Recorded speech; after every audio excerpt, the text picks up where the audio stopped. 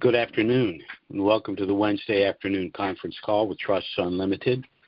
This is Jim George speaking. I'm the non-attorney spokesman and facilitator for Trusts Unlimited, and I'd like to thank all of you for taking the time to listen to this call.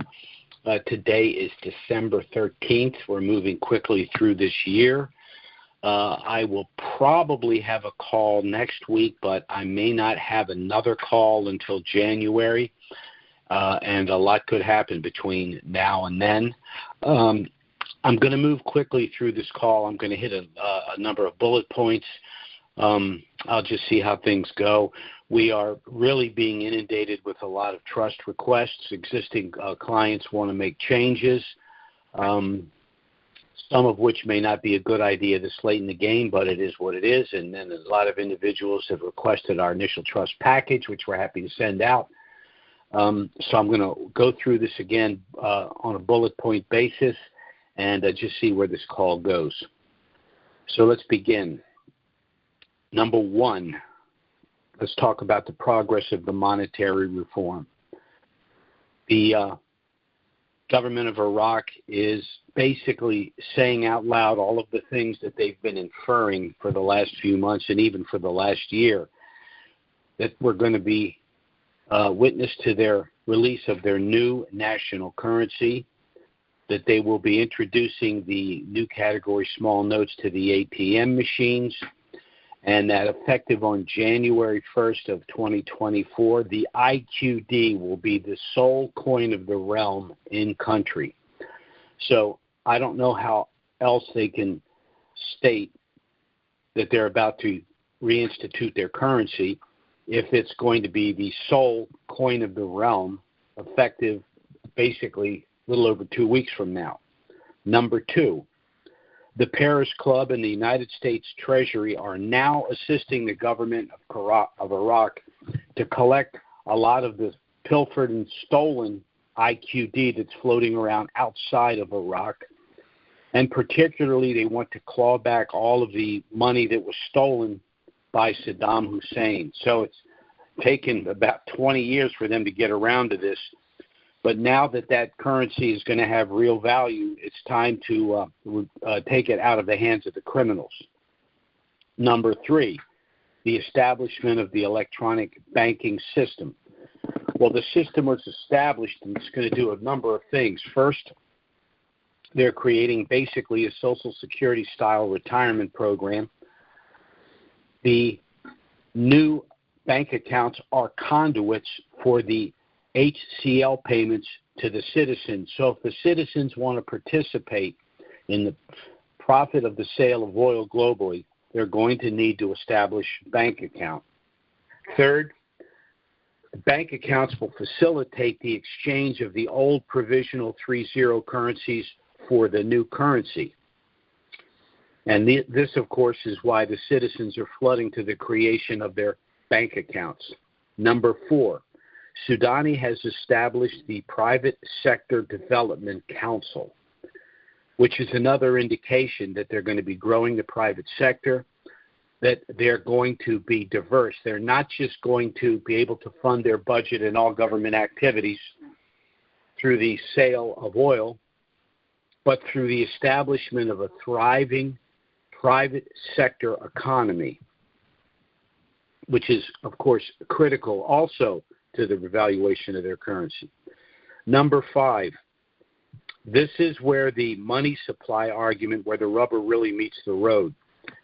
I don't want to get into the weeds with an economic discourse, but when we talk about money supply, we're talking about three things: M1, M2, M3. Money supply 1, money supply 2, money supply 3. Very simply, M1 is the amount of demand deposits in the bank. A demand deposit is money that's in a bank that you can walk in on any given day and say, give me my money.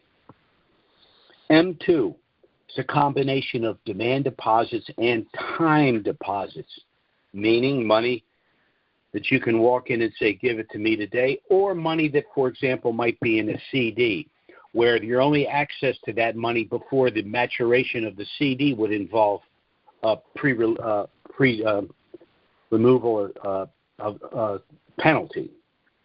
And then M3 is a combination of the demand deposits, time deposits, and this is the biggie, the money that is currently being held by the citizens.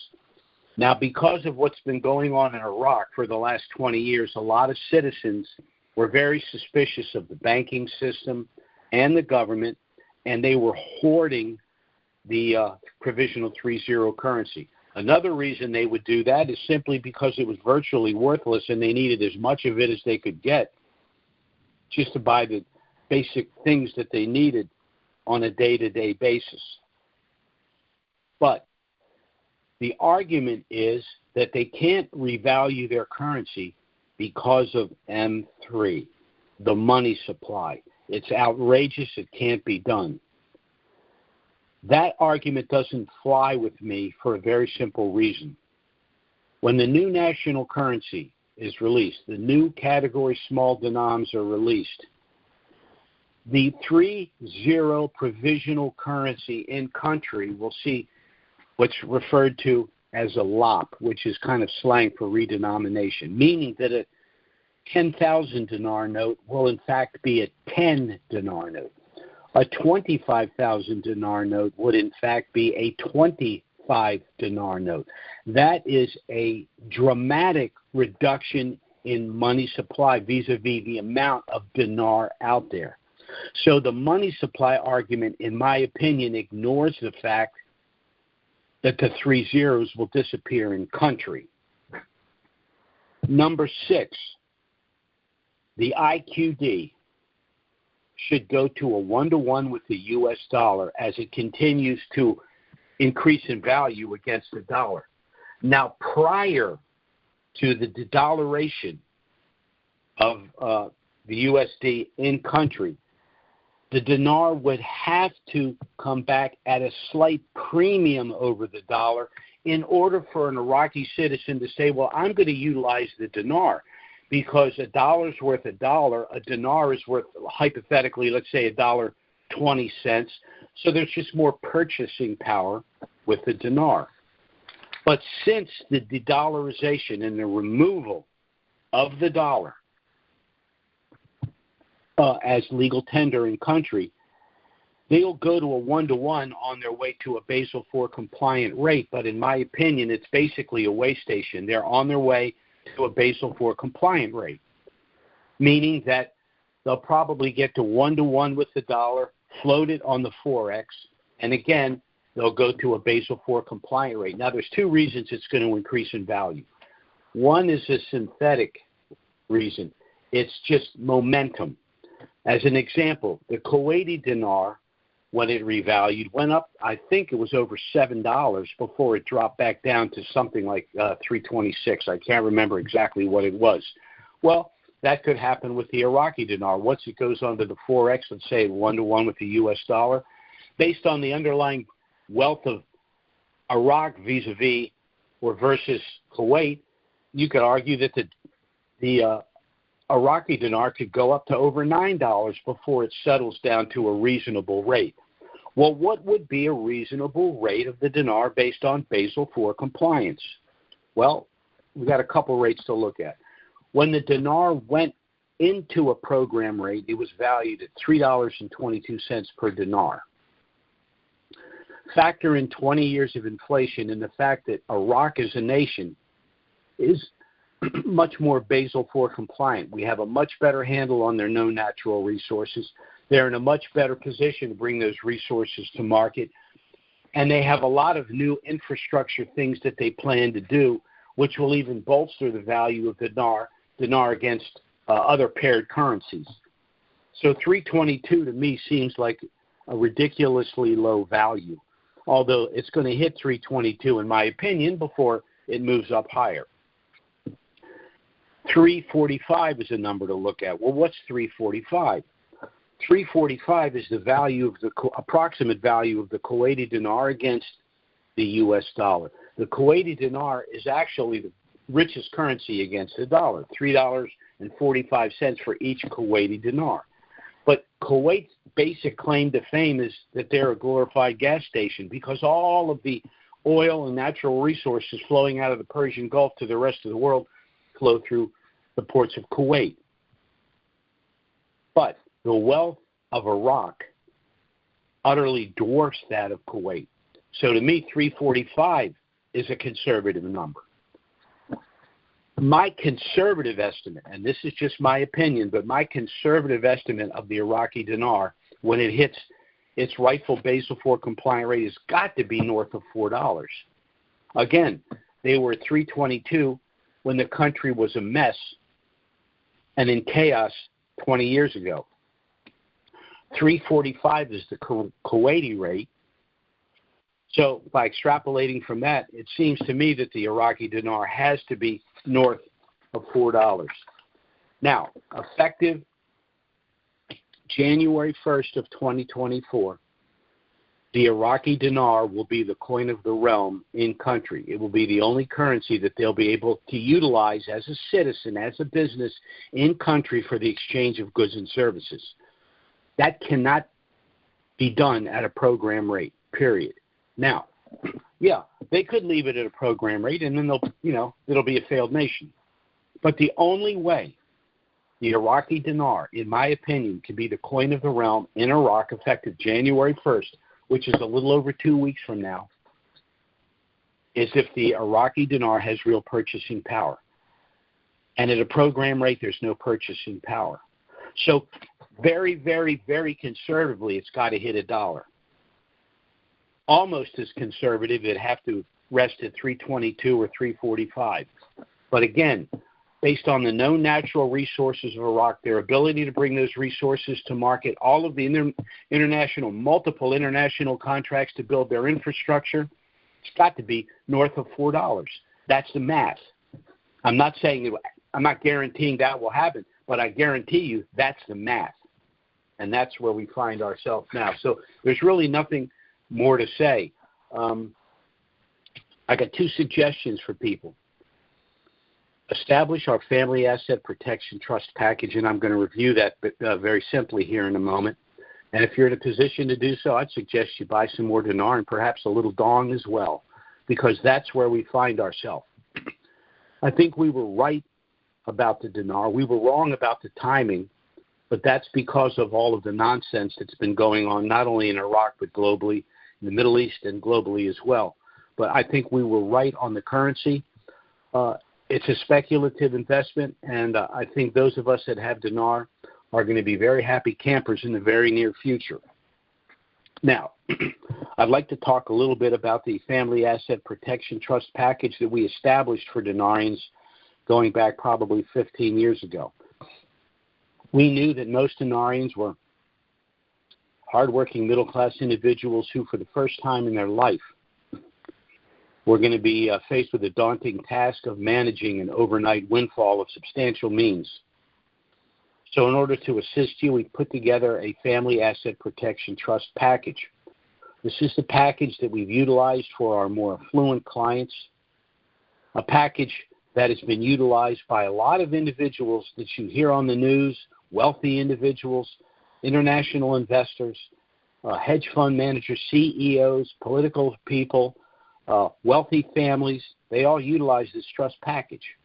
And I'm going to review with you briefly the benefits of this trust package. First, by establishing this package, you'll preserve your privacy and your anonymity. You can establish things like LLCs, sub-S corporations, family limited partnerships, and things like that. They do provide some level of asset protection, but they're still statutory and registered on a state-by-state basis, so basic information is there for anyone that knows how to glean it. However, with a package of irrevocable trusts such as ours, it is not registered with any city, county, municipality, or state. It's a private entity. It operates with a separate EIN number different than your Social Security number. Your privacy is protected. In addition, no one can pierce that trust without going to a court and to show cause to prove that you have in some way defrauded them. Absent that, they have no legal right to know what's in that trust. So your privacy and your anonymity is protected. Second, the trust will allow you to avoid IRS scrutiny, because if your business and other wealth is operated within the trust, it's the trust and not you individually the IRS would be interested in. Now, with regard to the revaluation of the dinar and these other currencies, if you hold these currencies in direct title, you will probably experience an IRS audit, particularly with this bunch running Washington right now. They are establishing tens of thousands of additional IRS agents. They say to audit billionaires. There's 752 billionaires in this country. So if every one of them has committed grotesque violations of the tax code, they don't need 87,000 agents to audit them. So those agents are there for you and me. And we are enemy number one if we are overnight millionaires with this bunch in Washington, because wealthy individuals do not like, by and large, larger government, higher taxes, more regulation. They basically want to be left alone. The same thing is true of the small businessman. That's what they don't like about the small businessman. A perfect example of that would be what happened with COVID. Did they shut down the large businesses? Did they shut down Walmart? Did they shut down Costco? Did they shut down these other large entities? No. Who did they shut down? Mom and pop businesses. That's the enemy. I don't want to get into a dissertation on why that's the case, but you know from experience that what I'm saying is true. So if you hold these currencies in direct title, the IRS is going to audit you. However, if you have established our trust and signed your currencies to the trust, the revaluation of the currencies and the taxable event of that revaluation will occur within the trust. Well, there's less than a 15% chance of an IRS audit if this revaluation were to occur within a sophisticated trust package like ours. But more importantly, even if the IRS determines to audit your trust, they can't do a 6-year audit. Why? Because the only taxable event within the trust will be the revaluation itself. Third reason you want to establish this trust package is if you plan on doing gifting of currencies to family and friends. Now, philanthropic gifting can always be done on a tax-preferred basis after the revaluation. But in order to avoid a substantial federal gift tax, you need to give currencies to family and friends prior to the revaluation.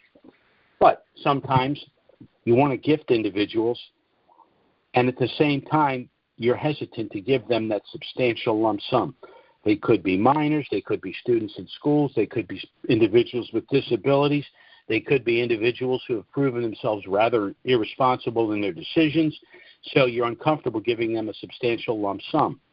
Well, the way you can get around that is within our family trust package, we have a special gift subtrust, which means you can gift the currency to them through the subtrust, avoid the federal gift tax by doing so, and control the post-RV proceeds, meaning that you can manage, invest, and distribute the money to those individuals as you deem appropriate given their situation. Fourth reason you'd want to establish this trust package is because it's been structured in such a way as to allow your estate to bypass the cost of probate and the federal estate tax. That means that everything that's remained private in your personal financial dealings will also remain private for your beneficiaries. In addition, the federal estate tax is as much as 65% of the estate beyond $10 million, approximately $10 million. However, if you're gifting your estate to your beneficiaries through the trust, there is no federal estate tax, meaning you could save your heirs, hypothetically, as much as 55 cents on a dollar of their inheritance. The fifth reason you'd want to establish this trust package is because it's been structured in such a way as to provide specific asset protection benefits both pre- and post-RV. Pre-RV, this trust package will allow you to circumvent something called the Uniform Fraudulent Transfer Act. What does that mean?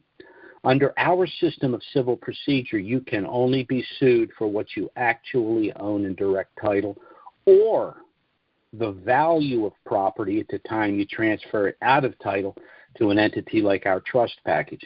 So let's say hypothetically you had 10 million dinar. You purchased them for $10,000. You transfer those currencies to our trust. They subsequently revalue, and let's say conservatively for $1. So now you have $10 million in your trust, but you can't be sued for $10 million. You can only be sued for $10,000. Why? Because that's all the currency was worth when you transferred it out of title to the trust. So no one's going to sue you for $10,000. They'd sue you if they thought they could get a chunk of that $10 million. They're not going to sue you for $10,000. So you basically eliminated the possibility of a civil suit. However, post-RV, you can be sued for bad acts after you have acquired this wealth. Now, how does we protect you from that? You're protected through something I call liability stop-loss. This protection is accomplished through something called segregation of assets. This is accomplished by establishing a family of trusts. So what happens is you have that 10 million dinar that you paid $10,000 for. The currencies revalue for 10 million. Now you have that 10 million in trust. You begin to purchase items, homes, cars, boats, etc. But as you purchase those items, you place each of them in their own separate sub-trust. Now, how does this provide limited liability? Well, I'll give you an example. Let's say one day you're driving one of your cars, you have an accident. The accident is clearly your fault, and tragically someone is seriously injured or even killed. Well, the family of the victim is going to want to sue you. But remember, civil suits are about monetary awards, and you don't legally own anything. So they're left to sue the owner of the car that you were driving. Well, who owns that car? One of your sub-trusts, of which you're merely the beneficiary. And what's in that sub-trust? Merely that one car and the car insurance policy. In that scenario, the car insurance carrier will negotiate an out-of-court settlement with the victim's family. You will not be involved in those rather unpleasant negotiations. The car insurance carrier will replace or repair your car, making you whole, and all of your other assets are protected in the other sub-trusts. Why? Because under the law, those separate sub-trusts are separate legal entities or persons having nothing whatsoever to do with the accident in question. Therefore, the plaintiff would have no standing to pursue them. So your package of trusts work very much the way a commercial barge would work, where all of the valuable cargo is stored in a series of small compartments. Why? In the event that any compartment is ever breached, the only potential loss would be the cargo in that one compartment. The cargo in the other compartments is safe and secure due to the firewalls, and the barge will never sink.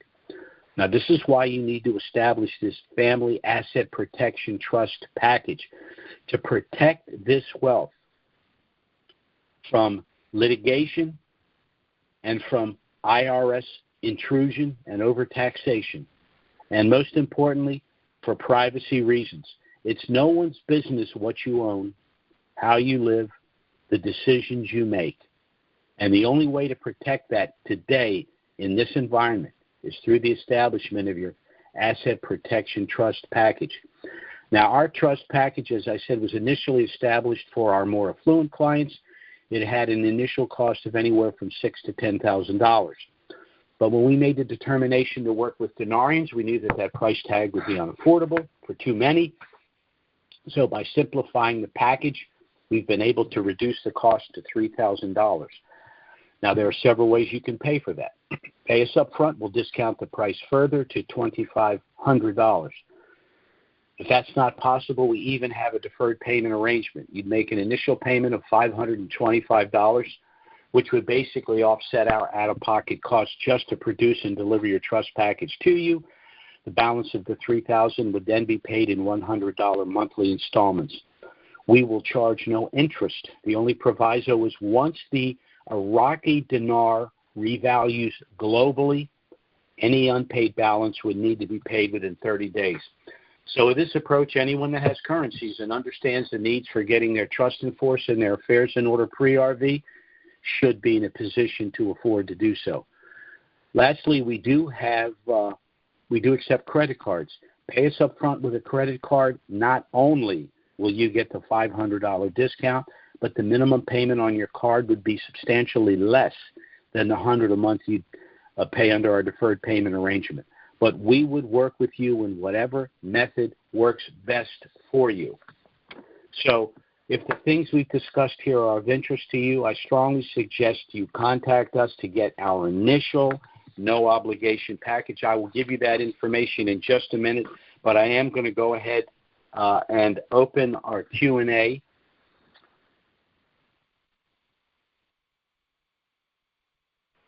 Again, I'm moving rather quickly today because we are being inundated with calls, and people are concerned this thing's going to pop at any time.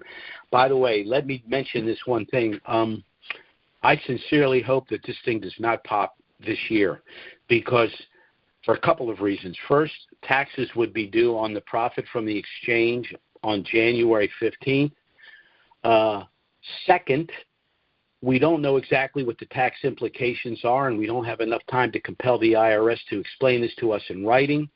And third, we might be forced to exchange currency to pay a non-existent tax at a rate lower than we could enjoy if we didn't have to exchange so quickly.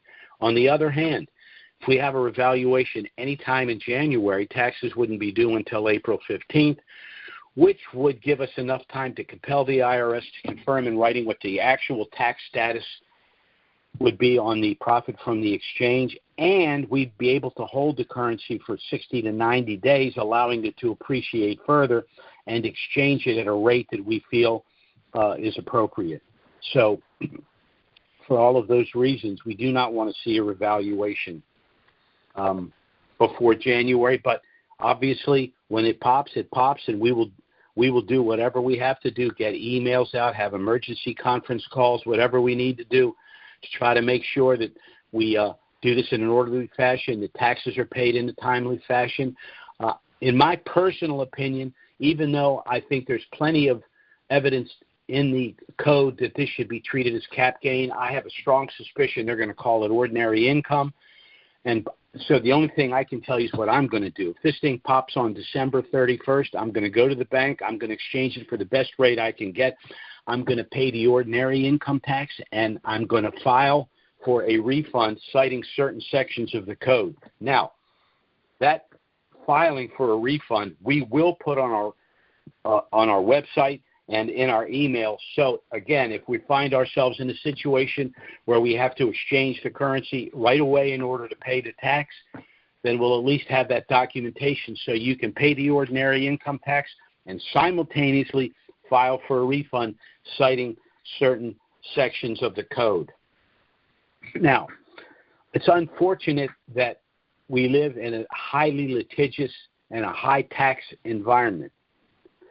And you're going to lose control of this money if you find yourselves in litigation outside of the trust, or, again, if we see a revaluation late in any quarter, but particularly at the end of the year. But there are a number of reasons that individuals need to contact us to get our initial package and understand why you need to establish a family asset protection trust package. Because under our system of civil litigation, it's when you hold assets in direct title that you can lose control of them or lose them outright. And it's invariably at those times in life that you need and want control.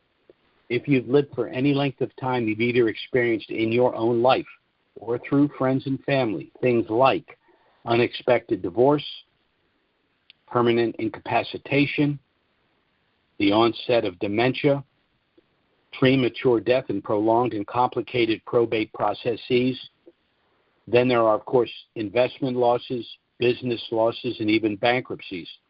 The number 2 loss of wealth in the aggregate, courtesy of the information age, is identity theft.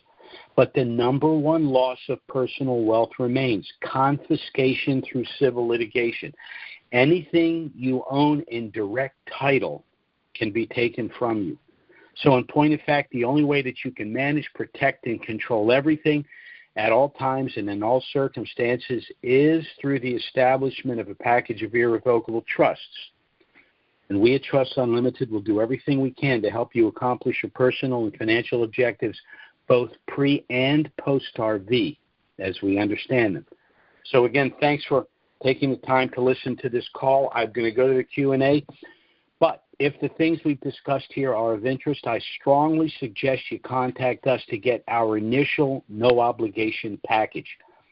It does contain everything you need if you wish to proceed with the establishment of your family asset protection trust package, but you're under no obligation to do so. You can review the package. It has a lot of information about us, about the currencies, about these trusts, about all of our post-RV activities. You can contact us if you have any questions. We'll be happy to assist you. There will be no consultation fee. But if you do wish to proceed, everything's right there in the package. You can contact us either by phone or email if you wish the package. Our website is Trusts with an S Unlimited LLC.com. Again, if you want our package, our email address is Trusts with an S Unlimited LLC at gmail.com. And our phone service is 307-274-4122. Contact us by phone or email. We'll get our package out to you right away. Contact us if you have any questions in the process. Once you've submitted the required paperwork and the fee, you should have your trust.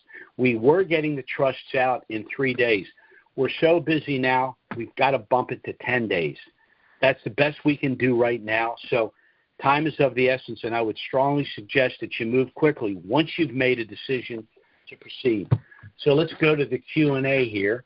Our first caller is from area code 720. That's 720. Go ahead. This is Julie in Colorado. Yes, Julie. How are you? I'm fine. I have a broken arm from the ice, but other than that, I'm fine. Oh, no. I can't. My wife just slipped on the ice and broke her arm 2 days ago. Oh, my God. Yeah, well, I did this the day after Thanksgiving. I was lucky. It's a closed break. That's the only damage. It could have been a lot worse. Anyway, my biggest question, I invested in the dinar mainly to fund a number of charities and missions. What's the best way to give myself access to them? I have the trust. And we just activated. My son and I went. My son's the trustee. We went to the bank this morning and got everything notarized. Okay. All right. Couple of things. What's the best way for me? Yeah. Well, okay. I want to have access to the money so I can give it away. I understand that. Of course, with our trust package, you have complete access to the money. You can amend the terms of the trust at any time. You can put assets in the trust or remove them at any time. You have complete access to all the money within the trust, and you can even replace the trustee at any time and for any reason. So you have that control. Now, when it comes to charitable giving, obviously you're going to do that when you have the money. And also because that will allow you to legitimately reduce your tax exposure because the money you give to charity will not be taxable to you. So there's a lot of things you can do. You can set up nonprofits, 501c3s. You can also set up something called a charitable remainder trust where, as an example, you leave $1 million to your church. So you put that money in trust. When you pass away, the church gets the $1 million. But during your lifetime, all of the income generated from that $1 million, no matter how much it is tax-free to you. So there are a number of ways you can leverage your existing trust and leverage other entities to maximize your benefit, still provide to the charities that you want, and reduce your tax exposure. Now, after the dinar reinstitutes in country, we're going to be dealing with funding the subtrusts and the exchange process itself. But after the revaluation, after the money's in your trust, then we're going to be dealing with tax issues, charitable issues, investment issues, all of that stuff. Okay. I just didn't know if I had to set up a separate sub-trust just for charitable giving. No. The package of trust is dealing for your personal wealth, your benefit as the beneficiary. But let's use that $10 million example.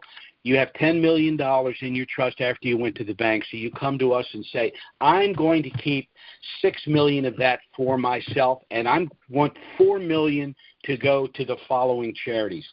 At that point, then we could discuss with you the various options that you have to do that.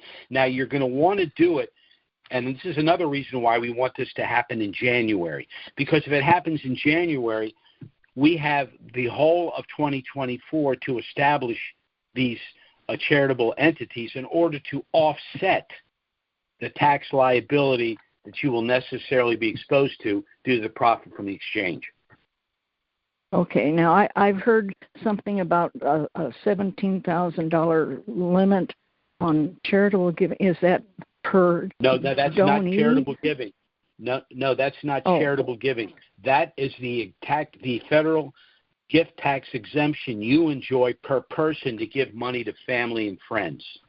And I believe it's $28 million for a husband and wife. So some people want to gift their children currency. Other people will say, well, no, rather than gifting my 5 children currency, I'm going to give each one of my 5 children $15,000 a year because it's federal gift tax free. So that's another way you can transfer, wealth on a tax-preferred basis. But we have to put a firewall between what you do for your family and friends and what you do charitably.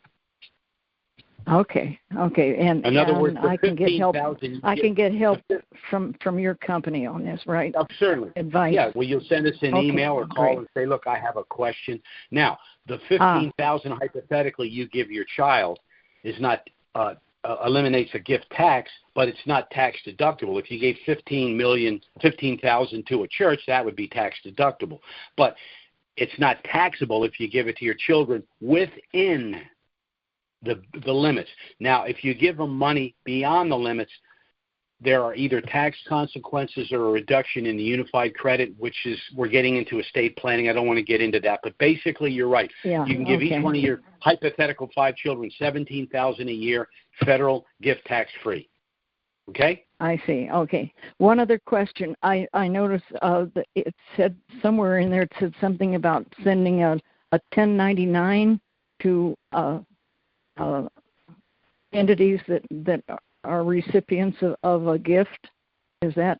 Right. They will pay a tax on a portion of the gift. That's correct. Well, that's another thing that we'll go over when the time comes. But that's a post-RV issue. The fact that you in your mind have said, I'm going to give them the money, we'll explain technically how you do that once the money's once you've exchanged your currency and you call us back, say, okay, now I got this money, how am I going to do this? It's in my hands. What do I do with it? Thank you, Jim, and God bless you for all you do. And thank you very much. I appreciate that. Thank you. Our next caller is area code, 509. That's 509. Go ahead. Well, good afternoon there, I guess, Jim. This is Art in northeastern Washington. Yes, sir. And how are you doing, Art? Doing well. Hey, I might be at PQR as far as this question, rather than in the neighborhood of ABC where we're at. But just a second, I'm getting a call from our Vista. I guess they went away. But my wife and I are beneficiaries, grantors, of course. And we're aware of the fact that once we go home, we have 5 adult children, that all of them become beneficiaries at the same time. Well, no. They'll be. Well, hold on. They're successor beneficiaries, meaning they will eventually inherit. You as primary beneficiary, mean you enjoy all of the benefits of the trust so long as you are living. Once you and your wife have passed away, then your children who are successor beneficiaries will then receive whatever the trust, whatever remains. Whatever remains in the trust. Well, they would have access to the trust, and the money's in the trust. Each one of them, though. Rather than the trustee, pursuant to your instructions for the trustee, theoretically, and this is, again, we're getting into a little post-RV stuff here. We've established the trust, but what individuals are going to need to do once they've acquired this wealth is their estate and their situation will therefore change radically. So, in addition to the trust, They're going to need to rewrite their wills, their financial and medical powers of attorney, their medical directives, and all of that. So they may make additional provisions for how the money in the trust will subsequently be distributed to the successor beneficiaries. But again, that's a post-RV issue. Once you've done your exchange, you have the money in the trust. Now we're moving on to the management of that, which includes its ultimate distribution to the heirs. Well, the distribution, that isn't just one fell swoop, though. So they have access to it, and they theoretically it could be. Theoretically, it could be, but once you've passed away, the terms of that trust are pretty much set in stone. So they're entitled to that percentage. Now, let's say that your trustee and your 5 children are all in agreement about how the money should be dispersed.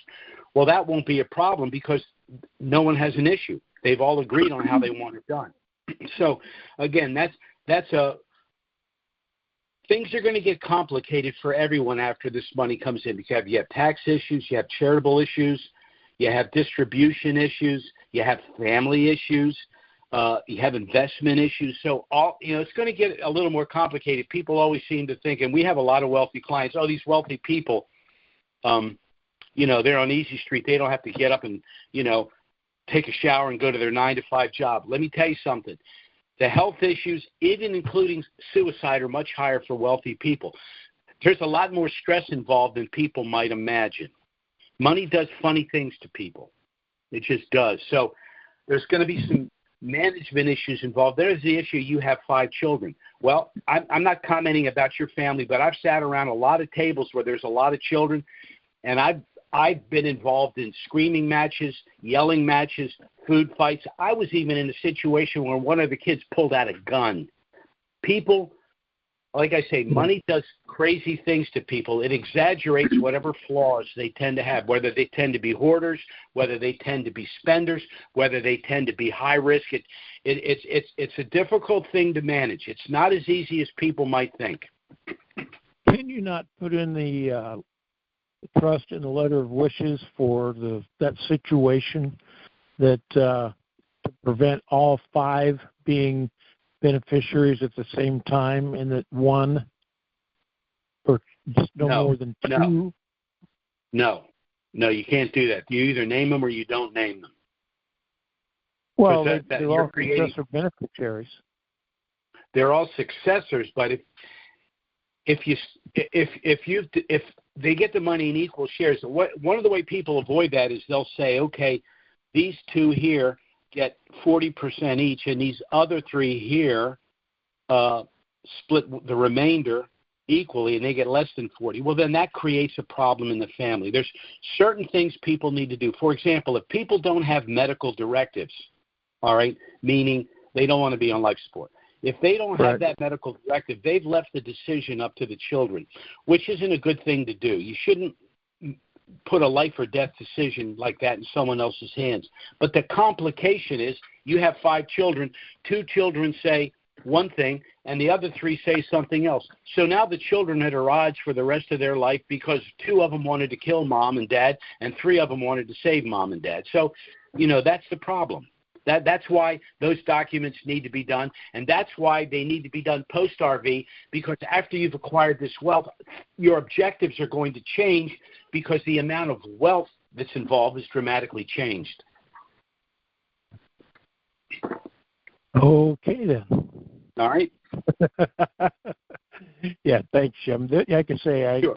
But maybe down to XYZ, not quite that far, but something definitely going to need to be addressed following the RV and attainment of the funds in the trust. Right. There are some challenges that we see that, just like what you explained, that we don't want to have happen. And there's 2 of us as beneficiaries, and we would prefer to have only 2 at a time be beneficiaries.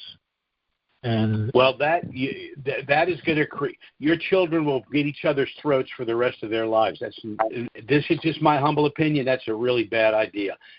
Treat them all equally. Or you could treat them equitably. As an example, we have some people that do this. Treating them equally means I got $5, I'm giving each one of you $1. Treating them equitably means one of your children, for whatever reason, is a multimillionaire, and the other child had a motorcycle accident and they're paraplegic, okay? You're going to do more for the kid that had the motor accident, and if the wealthy one doesn't understand that, that's their problem. But that's an equitable distribution. So, once again, these are issues to be dealt with post-RV. Right. Roger that.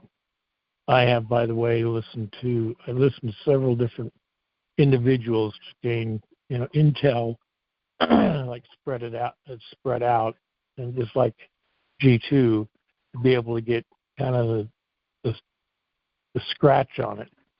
And one individual I was listening to is saying that if anyone had purchased NAR in the just recently, and it RVs, well, you can hold on to it for a year before you cash in so you can get the long-term capital gains. I'm going, God almighty, these people are doing a disservice to them out there. Just frustrating. Okay. If you look at the code, the way we read the code, I would say the way I read the code, this should be a cap gain. However, I honestly think they're going to call it ordinary income. But here's the problem with the hold. If it's of course, if it's treated as ordinary income, there's no 1 year cap gain, short-term, long-term cap. That's gone. Sure. But even if it's cap gain, if you go to the section of the code 988E2, the last sentence says, if the profit that you would realize from the exchange exceeds $200, you must pay the tax. So what they're saying is the taxable event is the date of the revaluation. It increases in value, not the date you exchange it for a profit.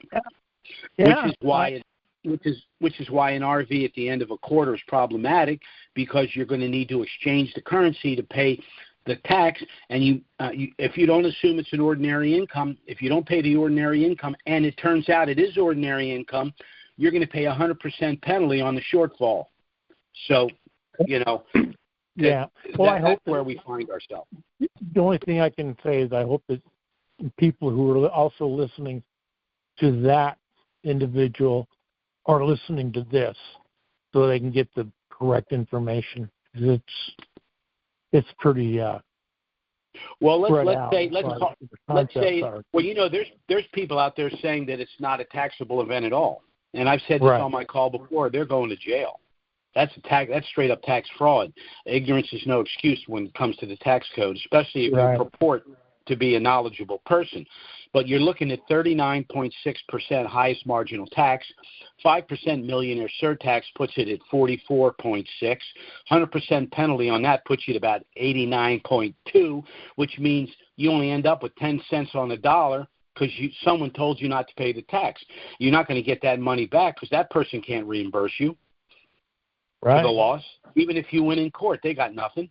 So, as we always say, when this thing happens, thank Jesus, pay your taxes, invest wisely. Amen. And that's and don't look back. Don't exchange it at 362 and then your brother calls you and said, I exchanged it at 371, and then you can't sleep at night because you figure, oh my God, I lost $84,000. You didn't lose anything. You bought the currency for nothing and you exchanged it for millions. Okay? Don't do that. Don't let money do that to you. We can have these discussions now because we're close enough where people need to understand money's a drug. It's a drug. It affects your body and your psyche like a drug. And if you're not aware of it, you become addicted and, bad things happen. Well, it's like how many Powerball winners or whatever it is, they're in debt worse after 5 years. What's the statistics on that? Pretty high. Right. It's going to be the same way. 90% of it's gone in the first year, Yeah. As a matter of fact, and I said it's going to be a short call, but you're getting me into this. A few years ago, I guess it was about 10. I guess it was 10 or 15 years ago. The NFL made a decision that new players coming into the league had to have legal representation with regard to the management of their money, because a lot of these guys came from humble backgrounds. They'll get like a signing bonus and their salary. They'll go out and they'll just spend like crazy people. And then what happens? They have an injury that ends their career and they're broke.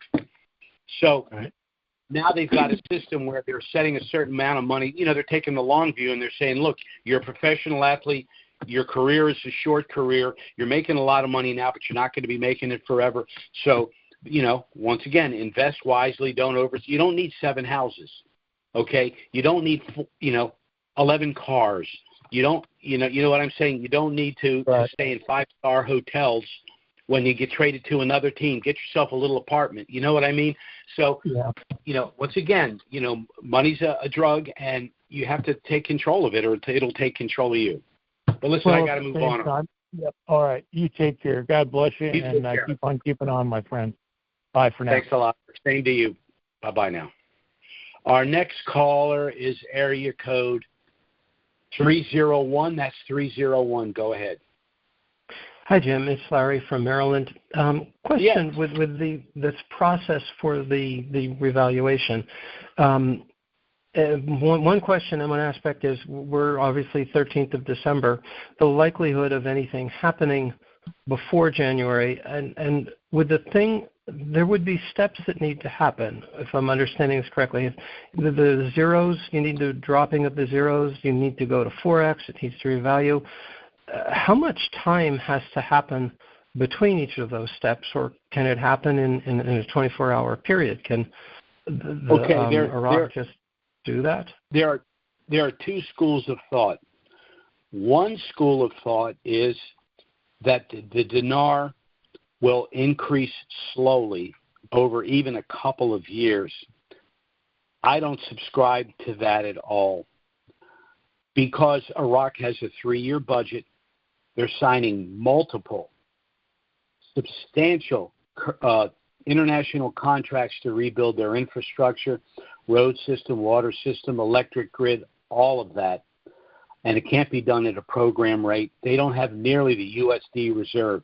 Then there's the issue with the currency swaps, where they're exchanging with other countries. Well, they're not going to swap with a country that's going to remain in a reserve currency. So I'm more of the argument that they'll probably hit the Forex at around 1-to-1, and they will very, very quickly move to not only a Basel IV compliant rate, but substantially higher than that due to velocity. The same thing happened with the Kuwaiti dinar. As I said, Kuwaiti dinar went up over 7 before it dropped back down to about 326 or something like that. So I expect that to happen, just because that's just the actions of the herd. A lot of the smart money people, they're not making money because of the underlying value, intrinsic value of assets. They understand the herd, and they know when to buy and when to sell. And so I think that what could actually happen is it could go to 1-to-1 and go on the Forex simultaneously. I've said on our calls, when the dinar reinstitutes in country, then we're going to contact the banks and try to work out deals for our clients. But it looks more and more like we're not going to have time to do that. It looks like if it hits the Forex at $1, it could be $3 in 2 days. So to me, of course, it's just my opinion, but I think now we're not going to have that long period of time. I think it's going to pop. It's going to pop. So when you're saying quickly, and we don't know, but it is within the realm of possibility that quickly could mean days. It isn't going to be necessarily. It could be weeks, but the time frame of days is also a possibility. In my opinion, yes. I was not of that opinion before, but I am of that opinion now, just because of all of this. Everything that they're doing makes no sense at a program rate and doesn't make very much sense at a 1-to-1 rate. But it does make sense at a Basel IV compliant rate. And I think that everything that's being done with these international contracts, with the currency swaps and all that, is being done with the underlying assumption of a Basel IV compliant rate in the very near future. That's my opinion. Then, and so if they wanted to at this point, there's nothing stopping them from tomorrow doing the conversion. The other question I would ask is, it sounds like they're asking for no more sales or no more transactions being conducted, if I've got that right, in the dollar as of January 1st. Does that make it more likely that they would want the revision in January, or it could be as likely in December too?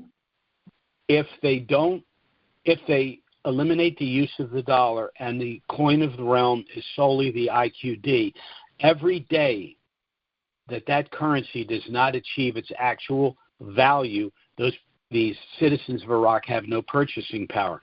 Well, that's not going to go on for very long before they'll be in the streets again, and they don't want that. You know, right. We haven't heard a word from Sadr now for, a year?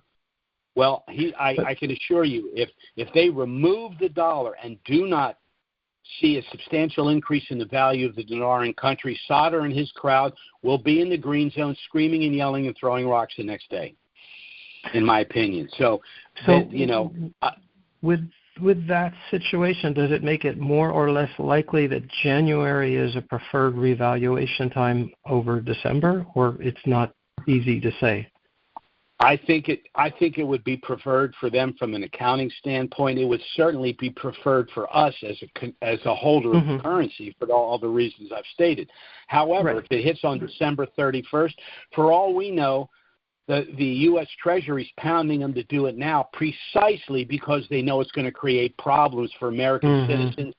Because we're going to make mistakes, we're not going to pay our taxes in a timely fashion, and they can suck all that up. I wouldn't put it past this bunch. They're kleptocrats, it would be a very unfortunate situation because a lot of people that are denarians for a long period of time are going to get hurt because they're not going to understand the implication of a revaluation at the end of a quarter, particularly December. So I'm really, I can't remember, maybe I've had them close to 20 years. I can wait 2 or 3 more weeks and do this in an orderly fashion. So, it is what it is. Yeah, at this point then it is basically a day-to-day watching. You really have only because, not because I think it's going to happen at any moment, but if it does happen in December, we have to move really quickly. Yeah. So we got to keep our head on the swivel. I can't think of a reason why. I can't think of a good reason why they would do it in December. I can't. Okay. The other problem we have is what happens if it goes on the Forex at 1-to-1 on December 1st? Does that mean that we have to pay a tax on that gain January 15th? So I will do that. I won't want to do that, but I'm not going to let them stick me with 100% penalty with their little games. So I hope that doesn't happen. But if it does, we're going to have to be prepared to move quickly. Okay. And you've certainly just given us a good reason, not a good reason, but a bad reason why it could happen sooner. Here's a bad scenario. Imagine this pops on December 1st. Your accountant informs you the taxes are due on January 15th, and you can't get an appointment at a bank till January 21st to do an exchange in order to pay the tax. I know that's a nightmare, and I'm just saying there's the absolute worst case scenario. You're trying to comply, but because of the way they timed it, you can't.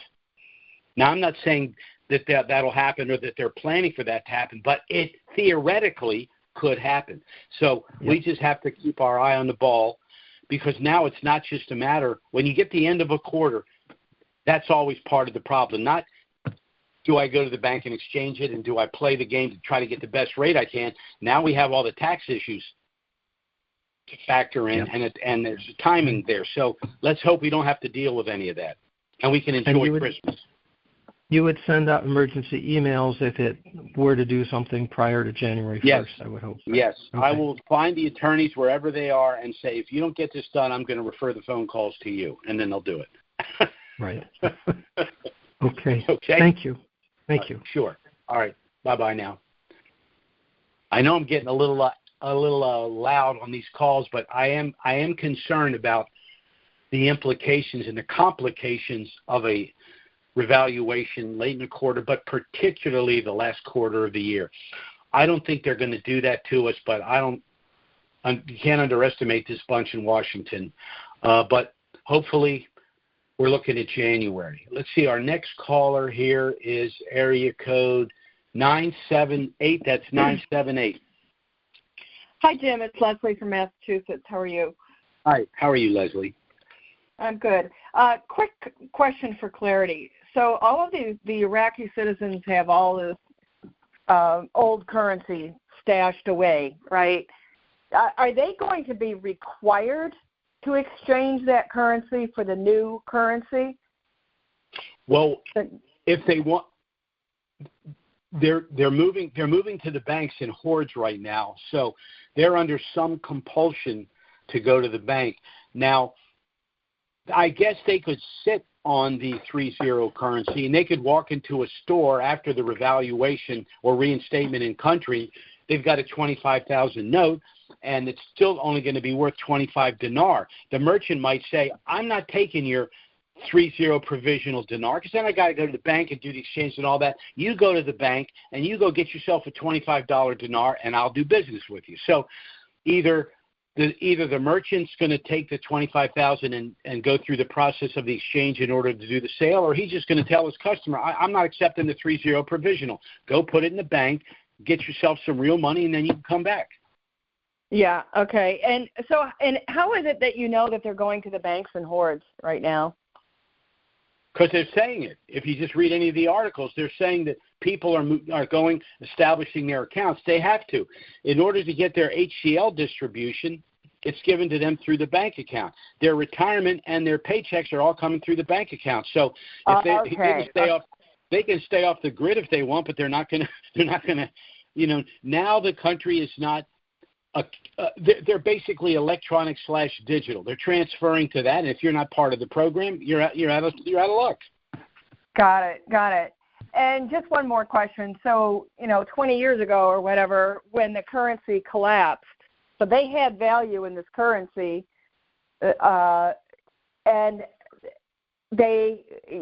presumably back then they had that stashed away in their homes as well. So they just lost all of that value, and it's never being returned to them. In other words, they're not. If it's the provisional 3-0 currency, they can go to the bank, deposit that, and they will get a deposit slip reflecting the new currency. Now, if they've got ill-gotten gains, they might have a problem. Yeah. For example, a guy walks in with 500 million dinar, well, he's going to have to explain where he got 500 million dinar. Clean, clear funds, he's probably going to have to prove that if he's got some outrageous amount. But if it's a citizen that goes in there and he has 500 or 5,000, or $25,000 note, $10,000 note, they're not going to question that. The reason they issued those notes to begin with was because of the hyperinflation. They needed that much money. So that's not going to be untoward. But one of the reasons that they're running around trying to claw back a lot of this money is there were people that stole the money, that pilfered the money, and they're not going to allow them. And, of course, some of them are really bad players. They're going to fund terrorist organizations, human sexual trafficking and all of that. They got to shut that down. So those people that are sitting on that money, if they're not just ordinary citizens, they're going to have to explain themselves. Yeah. Okay. All right. Well, that's helpful. I think that's it. Thanks very much. Certainly. Okay. Take care. Bye-bye now. Our next caller is area code 785. That's 785. Go ahead. Yeah, Jim, I need a little clarification. Okay. As of January 1st, the citizens are going to have to use the dinar, correct? That's my understanding. Okay. The clarity I need then is the statement was made that it will probably come out slightly above the dollar at, say, $1.20. If they have to use the dinar, why would there need to be a premium in order to get the citizens to use the dinar when they're forced to use the dinar? Well, as I said on the call earlier, I said before they did the program to de-dollarize, they would have had to have come out at a slight premium over the dollar in order to incentivize them to use the dinar and not the dollar. Now that they have de-dollarized, they don't need to compete with the dollar. They can come out at 1-to-1 if they want. But if they reinstate it 1-to-1 and go on the Forex, the dinar is going to take off over the dollar anyway. But the only reason we even discussed the slight premium is, again, when they were still utilizing the dollar. They won't be utilizing the dollar in the private sector and the citizens.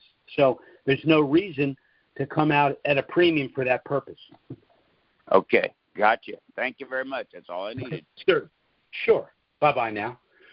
Okay, our next caller is, let's see. Who have I missed here? Okay, here we go. Our next caller is area code 405. That's 405. Go ahead. Hello, Jim. This is Doug in Oklahoma City. Yes, sir. How you doing, Doug? I'm doing well. Listening to the calls and obviously the respondents to the Q&A, one of the things that I think might be an avenue for those people who are concerned about what to do, how to do it, by virtue of the fact that nobody has been exposed to this kind of money in our lifetimes. And as such, we haven't had the benefit of having the advice from people who are schooled, well-schooled in the management of these assets. For example, say you have 3 million dinar and it comes out at $5. You have $15 million. That puts you into a certain category of individual that could well fit into what is known as a family office. And I know that people who haven't had money are resistant to paying people to handle their money.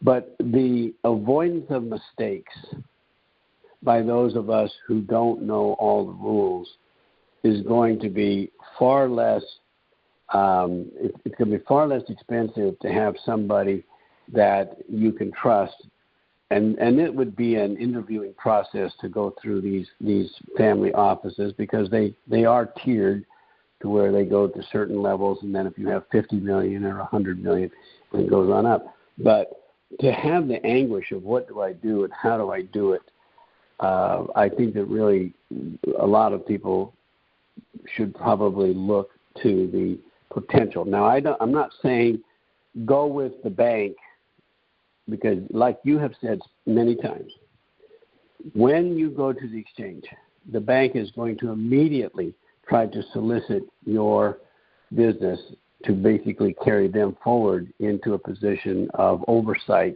of your money.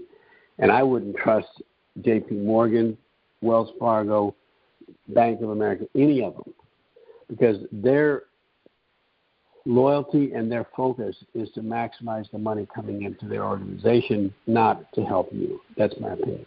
So that's what I would say is just take the time, especially if we have time before April 15th, if it goes in the first quarter, take the time to find out who you can put your money with and go forward with that.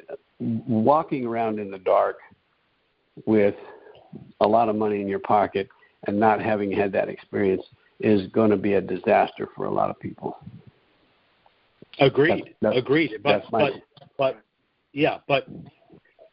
only thing we at Trusts Unlimited can do is explain to you why you need to establish a family asset protection trust, what the benefits are that you would enjoy that otherwise would not be available to you. And as I said on the call, when this thing happens, you're going to thank Jesus, you're going to pay your taxes, and you're going to invest wisely. Investing wisely means seeking out the best financial advisors and advice that you can to protect the money, long-term growth. The more money you have, the less risk you need to take. But frankly, at that point, as I said, that's going to be the complicated part. It's easy. You set up the trust, you assign the currencies to it. That part's easy. The hard part's about come. And one thing, I don't care what your profession is, whether you're a doctor, whether you're a lawyer, it doesn't matter what you are. You cannot protect a client from themselves. If people are going to do boneheaded things, invest in ridiculous stuff, go out and spend money like they've got 72 hours to live, we can't stop that, and I wouldn't try. So I agree. That's why. But you're right. And a lot of people don't even know that there's a tier of advice in a family office. They don't even know those exist.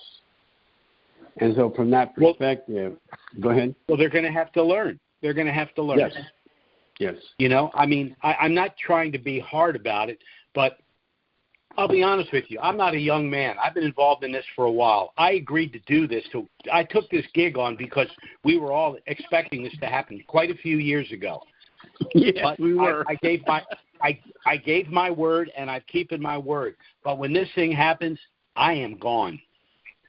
And I'm sure the attorneys at the firm are going to do everything they can to manage the trust, to amend the trust as necessary, to show you other things, special needs trust, charitable remainder trust, 501c3 nonprofit, all of that. They will do all of that. But people are going to have to be left to their own to make these decisions. You know, and I don't, you know, we can do it as we're discussing on this call, alert people to the different things that they can do. I'll tell you what they're going to need to protect themselves from the most. The rest of their family is going to have their hand out, especially the ones that told them they were knuckleheads for buying dinar. Right. 100%. But 100%. I have multiples in my family that we don't even bring it up anymore, ever. You know. Well, my family doesn't even know what I do. That's how quiet I've been about it. My gift trust has 15 beneficiaries in it. Some of them I've had discussions about dinar and all of that, but I'm going to sit them down. I'm going to hand them all each an envelope, and you know, they're going to freak out. You know, but it is what it is. You know, like I said, I got to take care of Jim George's family, provide whatever advice Jim George can, and then you're on your own. You're all big boys and girls, and you know, after this is done, I'm going to go live my life. Amen. Well, thank you again. I agree with all. I hope that this January is the January that we've experienced many times before, but this one will be the real one. Well, there's one difference with this January, and it's this. The U.S. dollar is no longer the coin of the realm in Iraq. That has never been the case. So we're in uncharted waters where that's concerned. And Iraq has painted themselves into a corner. If they don't revalue their currency, a whole lot of bad things are going to happen. Because that's the situation they've created. All right. So that's where we find ourselves. All right, Jim. Thank you so much. Have a wonderful day. You take care, Doug. Thanks so much for the call. Bye-bye now. Well, Doug was our last caller for this afternoon. Again, I'd like to thank all of you for taking the time to listen to this call. Of course, it's a lot longer than I had anticipated. My phone won't stop ringing, and some of these calls are from people that know I do this call at this time, so that's a little annoying, but it is what it is. Again, if the things we've discussed are of interest, please contact us to get our initial no-obligation package. You'll learn a lot more about the process. Our email address is trusts with an S, Unlimited LLC @gmail.com, and our phone service is 307-274-4122. Contact us. We'll be happy to send you our initial package and assist you in every way. Our next call is scheduled for next Wednesday. Certainly, if something of a dramatic nature were to happen between now and then, we'll try to get out an emergency email and schedule an emergency conference call. Failing that, we will be back next Wednesday, noon Eastern, 9 a.m. Pacific. Thanks so much for listening, and have a great week, everyone. Bye-bye.